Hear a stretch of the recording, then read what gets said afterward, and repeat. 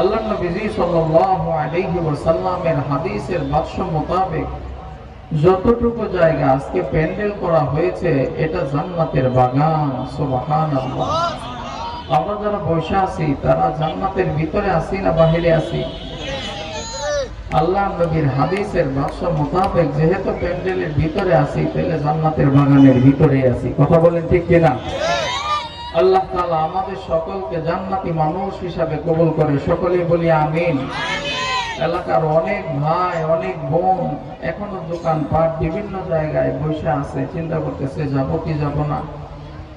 যারা ঘরের মধ্যে বসে চিন্তা ভাবনা করতেছে তারা এখনো পর্যন্ত শয়তানের ওয়াসওয়াসা ঢোকার মধ্যে পড়ে আছে। কথা বলেন ঠিক কিনা?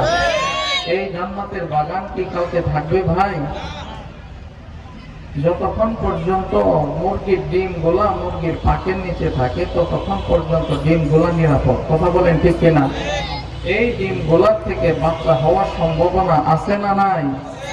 ডিম যদি কখনো মুরগির পাকের বাহিরে চলে যায় তাহলে ওই ডিম গোলার থেকে বাচ্চা হবে তো দূরের কথা, ডিমটা নষ্ট হয়ে যাওয়ার 100% সম্ভাবনা থাকে। কথা বলেন ঠিক কিনা? এই জন্য যারা চিন্তা ভাবনা করতেছে মাইকের আওয়াজ তো আসতেছে তাইলে আমাদের আর যাওয়ার দরকার নাই, তাহলে ওই রকম বোকামি হবে যেমনি ভাবে বোকামি করে ডিম বাহিরে চলে গেছে নষ্ট হয়ে গিয়েছে, আওয়াজ শুনতেছি কিন্তু জান্নাতি মানুষ হওয়া যাবে না। কথা বলেন ঠিক কিনা? জান্নাতি মানুষ যদি হতে হয় আল্লাহ তাআলার নবীর হাদিসের বাক্স মোতাবেক যদি জান্নাতি মেহমান হতে চায় আশা দরকার আছে। আল্লাহ তাআলা আমাদের সকলকে এই মাহফিলের সম্মান এলাকাবাসীর সম্মান রক্ষা করার তৌফিক দান করে, সকলেই বলি আমিন। যে আয়াতটা তেলাওয়াত করেছি আল্লাহ তাআলা যদি তৌফিক দান করেন অল্প কিছু সময় আপনাদের সামনে আলোচনা করব। নবীজি সাল্লাল্লাহু আলাইহি ওয়াসাল্লাম জান্নাতের বাগান হিসাবে প্যান্ডেলকে ঘোষণা দিয়েছেন। সুতরাং জান্নাতের বাসীদের আমল এবং আখলাক দুনিয়াতে ভালো হবে না মন্দ হবে? যেই মানুষগুলা চাল চলন কথাবার্তায় সর্বসময় খুব বেশি নম্র ভদ্র হয়, আল্লাহ নবীজির হাদিসের বাক্স আল্লাহ নবীজি বলেন আল মুমিনু গিররুন কারীমুন। যারা মুমিন মানুষ হবে, যারা জান্নাতি মানুষ হবে তারা খুব সাদা সিধা মানুষ হবে। কি হবে? সাদা সিধা মানুষ হবে, বেশি একটা ঝামেলা বুঝবে না, সর্বসময় গুনাহের কাজ থেকে নিজেকে বাঁচিয়ে রাখবে, নেক কাজের মধ্যে সর্বসময় নিজেকে লাগিয়ে রাখবে। এই মানুষগুলাই দুনিয়ার জমিনে আল্লাহর জান্নাতি মেহমান। সুবহানাল্লাহ। এই জন্য দুনিয়াতে যত ঝামেলার থেকে দূরে থাকা যায় ততই ভালো। কথা বলেন ঠিক কিনা? আল্লাহ তাআলা আমাদেরকে দুনিয়াতে সর্বপ্রকারের ঝামেলা থেকে মুক্ত থেকে আল্লাহ তাআলার হুকুমগুলো সামনে রেখে সেগুলো ইবাদত বন্দেগী করে নিজের জীবন পরিচালিত করার তৌফিক দান করে, সকলে বলি আমিন।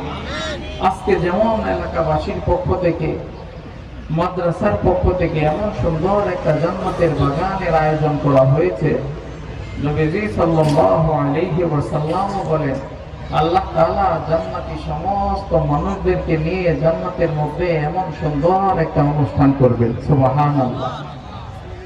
এই মাহফিলের মধ্যে এসে যারা আমরা নিজেদেরকে গর্বিত মনে করতেছি, নিজেদেরকে নাজাতের ওসিলা হিসাবে মাহফিলটাকে মেনে নিতেছি, ঠিক তেমনি ভাবে হাসরের ময়দানে ওই মাহফিলের মধ্যে যেই মানুষগুলা সেখানে উপস্থিত থাকবে তারাও নিজেদেরকে খুব বেশি গর্বিত খুব বেশি দামি মানুষ ভাবতে থাকবে। সুবহানাল্লাহ।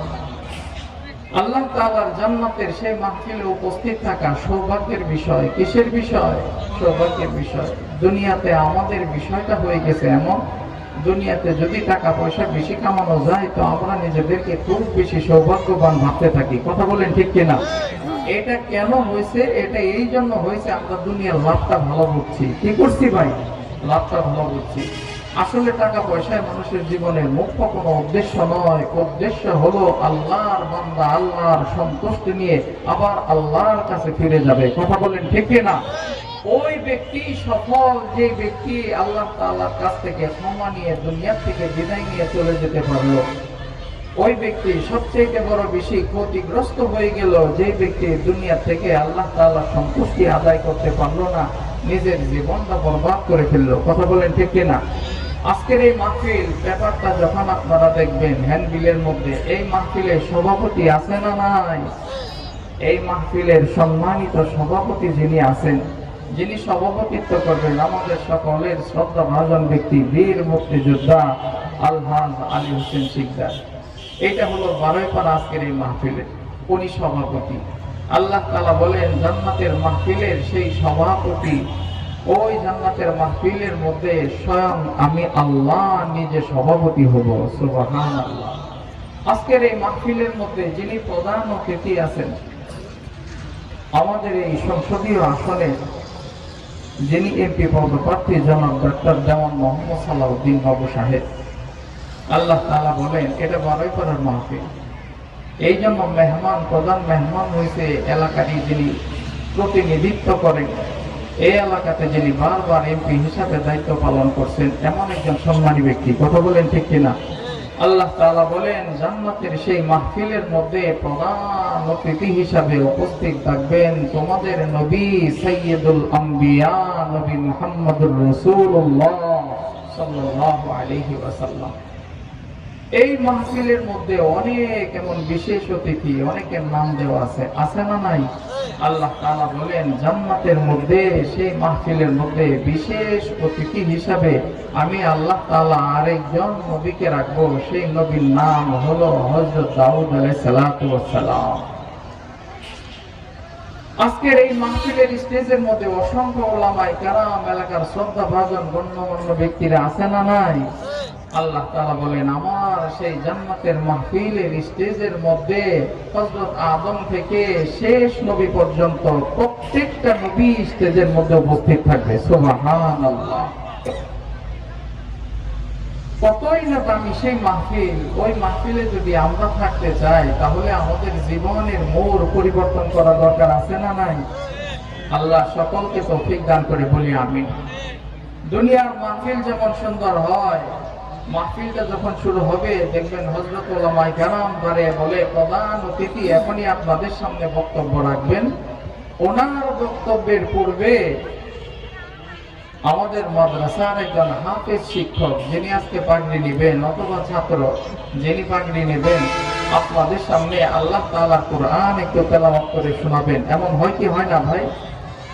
আল্লাহ তাআলা বলেন জান্নাতের সেই প্রোগ্রামের মধ্যে আমি আল্লাহ স্বয়ং আমার নবী হযরত দাউদ আলাইহিস সালাতু ওয়াস সালামকে ডেকে ডেকে বলবো, ও নবী দাউদ, দুনিয়ার জমিনে আপনাকে আমি এত সুন্দর একটা কণ্ঠ দিয়েছিলাম গো নবীজি, এত সুন্দর কণ্ঠ আমি পৃথিবীর জমিনে আর কাউকে দেই নাই। ও নবী দাউদ, জান্নাতের এই পরিবেশের মধ্যে আমার জান্নাতি বান্দাগুলারে একটু শরীর কণ্ঠে সুন্দর করে আমার কালামুল্লাহ শরীফ তেলাওয়াত করে শোনায়া দেন। আল্লাহ তাআলার আদেশ পাইয়া হযরত দাউদ আলাইহিস সালাতু ওয়াস সালাম মধুর কণ্ঠে জান্নাতের সেই মাহফিলের মধ্যে তেলাওয়াত শুরু করে দিবেন। বিসমিল্লাহির রাহমানির রাহিম, আলহামদুলিল্লাহি রাব্বিল আলামিন, আর-রাহমানির রাহিম, মালিকি ইয়াউমিদ্দিন। দাউদ আলাইহিস সালাতু ওয়াস সালাম বড় সুররিত কণ্ঠে সুন্দর করিয়া জান্নাতের সেই মাহফিলের মধ্যে, প্রোগ্রামের মধ্যে যখন তেলাওয়াত শুরু করে দিবেন, তেলাওয়াতের মধ্যে আল্লাহর বান্দাগুলা, জান্নাতি মানুষগুলা এত বেশি মশগুল হয়ে যাবে, তেলাওয়াতের কারণে এত বেশি মগ্ন হয়ে যাবে গো, তাফসীরে মাযহারির মধ্যে আল্লামা সানাউল্লাহ পানিপতি রাহমাতুল্লাহি আলাইহি বলে, জান্নাতি মানুষগুলা নবী দাউদের তেলাওয়াত শুনিয়া হেলতে থাকবে, দুলতে থাকবে, হাও মাও করে কান্নাকাটি করতে থাকবে, জান্নাতের জমিনের মধ্যে বেহুশ হয়ে পড়ে যাবে। এত সুন্দর তেলাওয়াত শুনিয়া প্রত্যেকটা মানুষ বড় পাগল হয়ে যাবে গো। আল্লাহ তাআলা মানুষগুলাকে লম্বা সময় বেহুশ থাকার পরে আবার যখন স্বাভাবিক অবস্থার মধ্যে নিয়ে আসবেন, আল্লাহ তাআলা জিজ্ঞেস করবেন, ও জান্নাতি মানুষেরা, আমার নবী দাউদের তেলাওয়াত তোমাদের কাছে কেমন লেগেছে? জান্নাতি প্রত্যেকটা মানুষ আল্লাহ তাআলাকে উত্তর দিবে, আল্লাহ এত সুন্দর তেলাওয়াত জিন্দেগিতে কোনোদিন শুনি নাই। ও আল্লাহ, এত সুন্দর তেলাওয়াত জিন্দেগিতে কোনোদিন শুনি নাই। মালিক, আমাদের চাওয়া পাওয়ার আর কিছুই নাই, আমরা তোমার উপরে বড় বেশি খুশি সন্তুষ্ট হয়ে গেছি আল্লাহ, আমাদের আর চাওয়া পাওয়ার কিছুই নাই। আল্লাহ তাআলা মানুষগুলারে ডেকে বলবে, এর চাইতেও সুন্দর তেলাওয়াত তোমাদের শোনার ইচ্ছা আছে না নাই? আজকের এই মাহফিলে মাগরিবের পরে থেকে অসংখ্য উলামায়ে কেরাম আলোচনা করতেছেন। আমরা সকলেই মোটামুটি এলাকার মানুষ, কথা বলেন ঠিক কিনা? কিন্তু এই মাহফিলে দাওয়াতি মেহমান আসবেন, তাদের আলোচনা শুনবো, এমন মনের মধ্যে আশা, আকাঙ্ক্ষা, আগ্রহ আছে না নাই? জান্নাতি মানুষের উপরে ফেলবে, আল্লাহ এর চাইতেও কি সুন্দর তেলাওয়াত, এর চাইতেও কি সুন্দর তেলাওয়াত হয় নাকি? আল্লাহ তাআলা জান্নাতি মানুষগুলাকে ডেকে বলবেন, এর চাইতেও সুন্দর তেলাওয়াত তোমাদেরকে এখন তেলাওয়াত করে শোনাবেন। আজকের এই মাহফিলের প্রধান অতিথি তোমাদের নবী সাইয়্যিদুল আম্বিয়া নবী মুহাম্মদুর রাসূলুল্লাহ। আল্লাহ নবীর নাম যখন ঘোষণা করা হবে, প্রত্যেকটা উম্মত হাওমাও করে কেঁদে উঠবে, দিলের মধ্যে আফসোস, উম্মত হইয়া নবীকে দেখি নাই, আজকে সেই নবীকে স্বয়ং নিজের চোখে দেখবো, এখন নবীর জবানের তেলাওয়াত শুনবো, কতই না আনন্দ হবে। আল্লাহ তাআলা নাম ঘোষণা করবেন, ও নবী, জান্নাতি মানুষগুলারে আপনি সুন্দর করে সুরভিত কণ্ঠে একটু তেলাওয়াত শোনায়া দেন। আল্লাহ তাআলার অর্ডার পাওয়ার সঙ্গে সঙ্গে নবীজি এক মুহূর্ত দেরি করবেন না, তেলাওয়াত শুরু করে দিবেন। বিসমিল্লাহির রাহমানির রাহিম।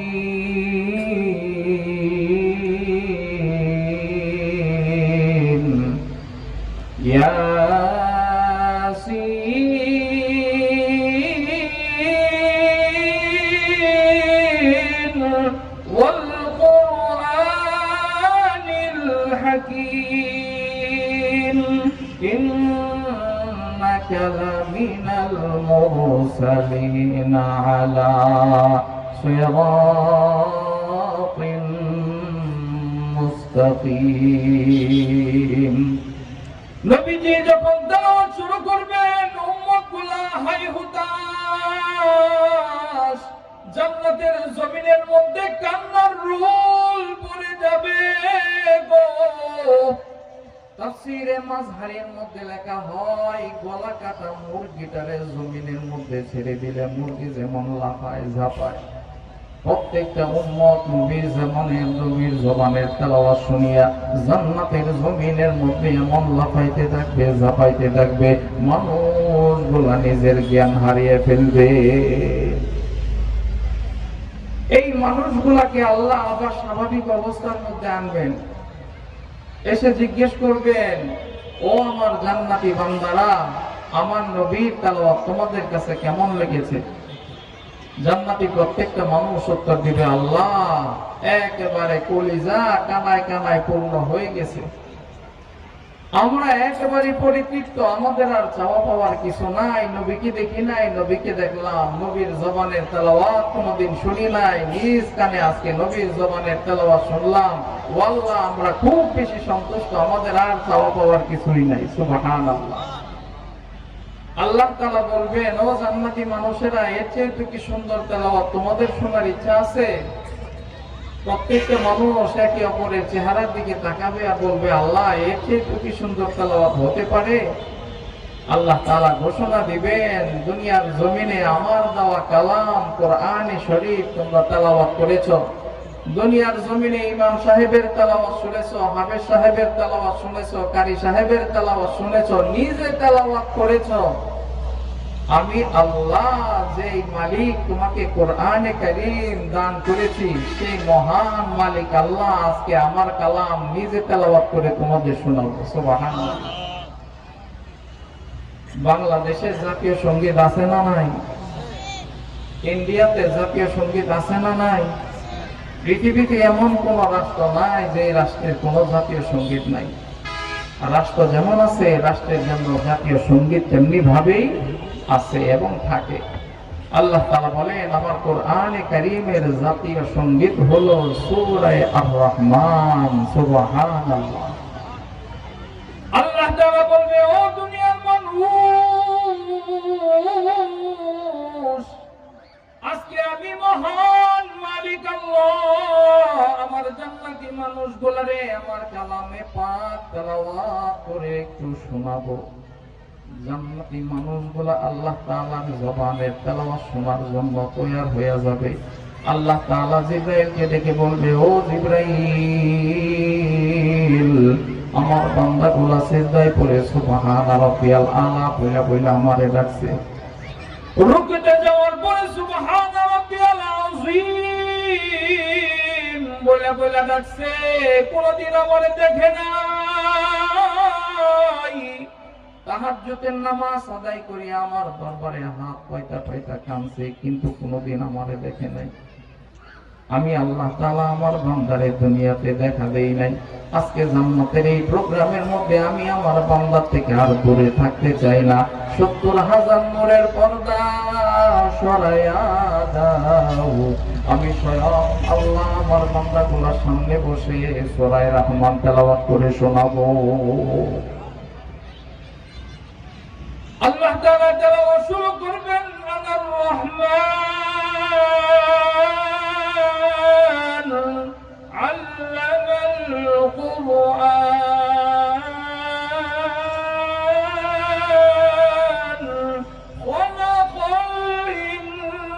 খালাকাল ইনসান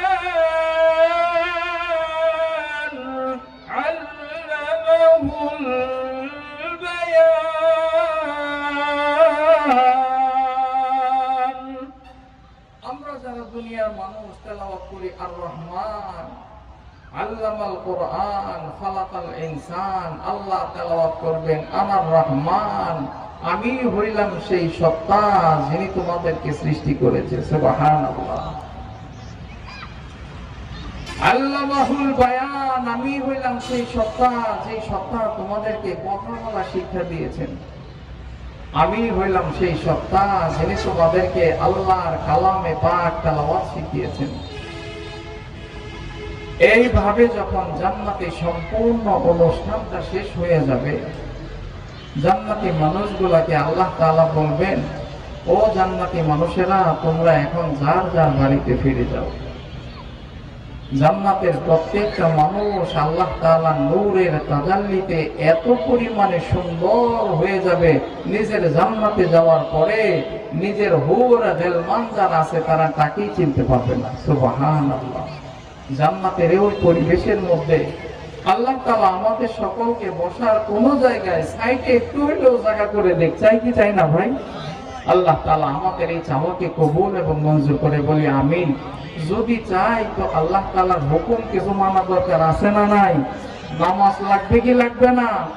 এইরকম দিনই মাহফিল হইলে দূরে থাকলে কি জান্নাত পাওয়া যাবে ভাই? আসতে হবে। কি করতে হবে? আসতে হবে।